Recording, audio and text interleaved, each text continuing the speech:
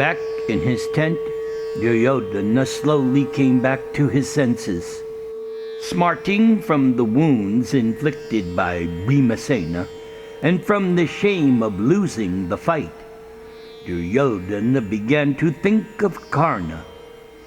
If Bheeshma was not willing to slay the Pandavas, then he should stand down and allow Karna to fight.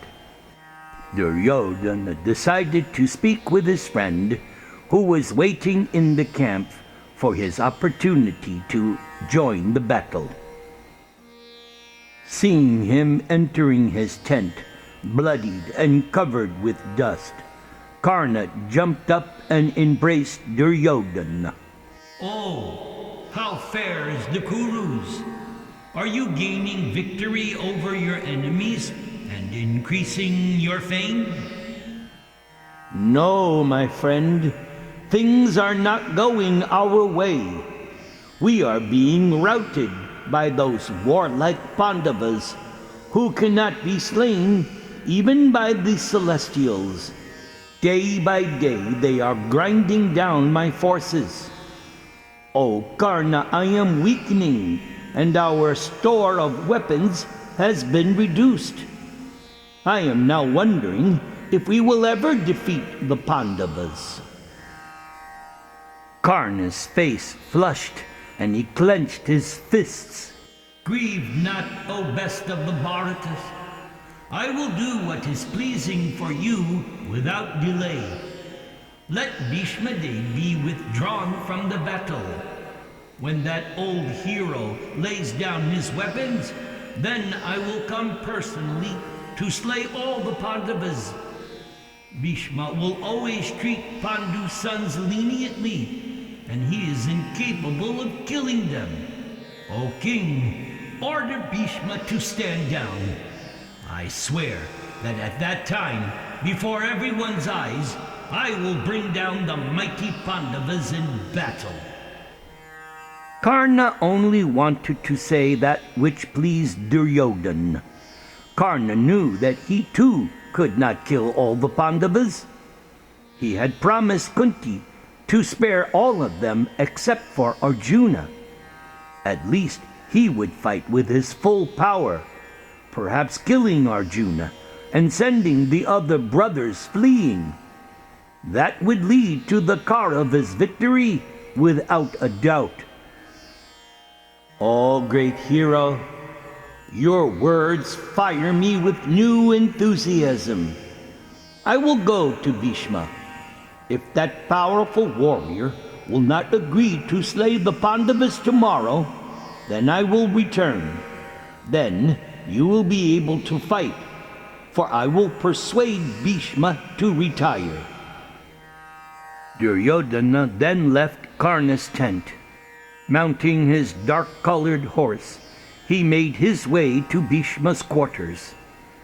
Seeing Duryodhana so badly hurt, Bheeshma had royal physicians cleanse Duryodhana's wounds.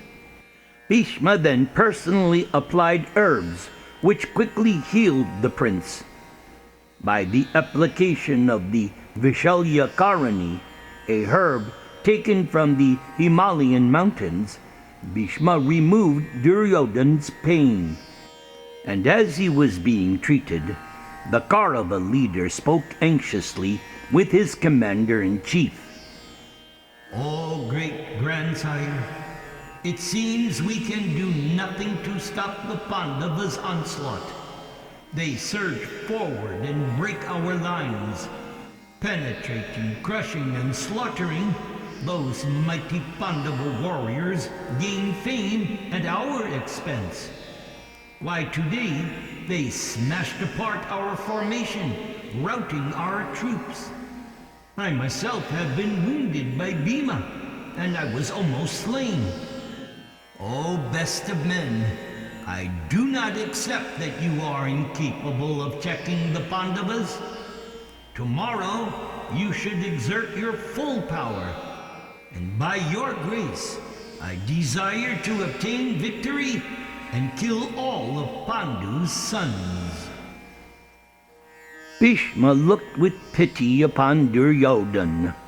He still could not realize that his hope to destroy the Pandavas was simply futile, and equally futile was trying to explain that to him. Duryodhana would have to learn the hard way. Bheeshma thought of Krishna. Whatever plans or maneuvers the Kurus would attempt, no matter how skillful, doubtlessly Krishna would thwart. Yet, as the commander of the Kuru army, Bheeshma knew that it was his duty to do everything in his power to try to defeat the Pandavas. Oh, how painful was the duty of a Kshatriya! At least it brought Bheeshma into contact with Krishna, and that could never be inauspicious under any circumstance. Having finished his medicinal administrations, Bheeshma took his seat by the side of Duryodhana. Holding up his arms, which were scarred from countless strikes of the bowstring, he said, "O king, I have fought to the utmost of my power each and every day. I have slain tens of thousands of warriors. Still, I cannot harm the Pandavas and their foremost fighters. They are protected by virtue and by the Lord of Virtue himself. What can exertion achieve?" Duryodhana folded his palms as he addressed Bhishma Dev. O slayer of foes, relying upon you, we are capable of vanquishing in battle even the Celestials and Asuras combined. What then of the Pandavas? How can I believe that you cannot kill 5 men, even if they are supported by their relatives and allies? Do you not see these tears flowing from my eyes? O son of Ganga, O Lord, you should be merciful to me. Slay the sons of Pandu, like Indra slays the Danavas. Make good your promise to me that you would slaughter the enemy armies. Exhibit now your full power and kill those 5 brothers along with all of their followers. Or, if out of compassion for them, O Lord, or out of hatred for me, you do not wish to kill the Pandavas, then please step down and allow Karna to fight. For that great hero, the very ornament of battle, has promised to kill Kunti's sons and all of their allies. Bhishma felt Duryodhana's words like a dagger piercing his heart. The prince's very suggestion that Bhishma was not trying his best only compounded the pain he already felt at having to fight in the first place. Indeed, it seemed Duryodhana had no intelligence. Had he not seen how hard his warriors had been fighting? So what more did he think Karna could achieve? Bhishma remained silent for a moment, just to control his anger. Breathing heavily and clutching the hilt of his sword, finally Bhishma spoke in a calm, cool voice. "Oh, Duryodhana, why are you stinging me with this insult? I am always endeavoring to the best of my ability to accomplish your goal, even at the cost of my own life. Once more I say to you, the Pandavas are invincible. Is it not sufficient evidence that Arjuna gratified Agni Dev by withholding the celestial hosts at Kandava forest? Or that Arjuna and his brother rescued you from the enraged Gandharvas? So where was the Suta's son Karna at that time?" And as he was addressing Duryodhana, Bhishma felt an increasing sense of frustration. The prince thought only of himself. He cared nothing for others. Why could he not understand what was actually in his own best interests in this case? Surely Duryodhana was blinded by envy and hatred for his cousins. Thus, Duryodhana was embracing his own destruction, even as it unfolded before his very eyes. Mixed with frustration, Bhishma felt compassion. Oh, surely a man on the brink of death loses his senses, O son of Gandhari. You cannot see the inevitable consequences of the enmity you have created with the Pandavas. Standing as they are, with that immortal and infallible Keshava on the battlefield, there can only be one outcome. And this is all your doing. So why do you rant? The time you have long anticipated has arrived. Now, match your malice with acts of valor. Display your long vaunted prowess in battle and end this conflict. Servants then entered the tent, informing Bhishma and the prince that their meal was ready. Duryodhana dismissed them with a wave of his hand. He had no appetite.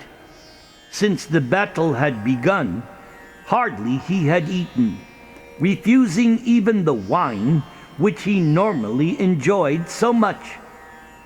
His mind thought only of the Pandavas and how they might be slain.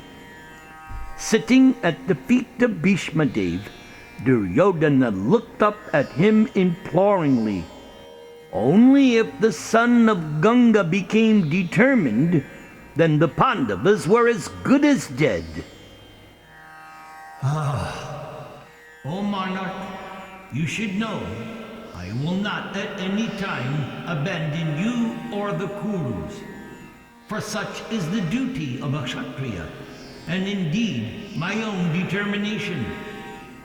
For your sake, O king, I will make a mighty effort to bring about the death of the Pandavas tomorrow. Breaking through the hostile ranks, I will personally confront them in the thick of battle. Anyone who comes to protect them will be at once killed. With the exception of Shikandi, I will spare no one. Then Bhishma reached down by his side and lifted up his large silver quiver, which was studded with precious stones. He extracted 5 shining arrows, gilded with gold and bedecked with gems. These arrows were fitted with long spiked heads and fletched out with buzzard feathers. Bhishma spread out a silk cloth on the ground and carefully placed the 5 arrows upon it. As Duryodhana watched, Bhishma sat in meditation for a few moments, uttering Vedic mantras. Finally, Bhishma spoke. I have imbued these 5 arrows with the full force of my ascetic powers. Even Indradev would not be able to escape them. With these arrows, I will kill the 5 Pandavas tomorrow. Bhishma's voice was flat and cheerless. Tears came to his eyes as he continued speaking. So tonight, O king, sleep peacefully. In the morning, I will come out and fight a terrible battle, the likes of which has never been seen. The Pandavas will not escape. Only Krishna can save them. But Krishna has vowed not to take up any weapon. But then a smile touched the corner of Bhishma Dev's mouth. Would Krishna find some way to save his beloved servants? Oh, that would indeed be wonderful. But failing that, the Pandavas would be finished.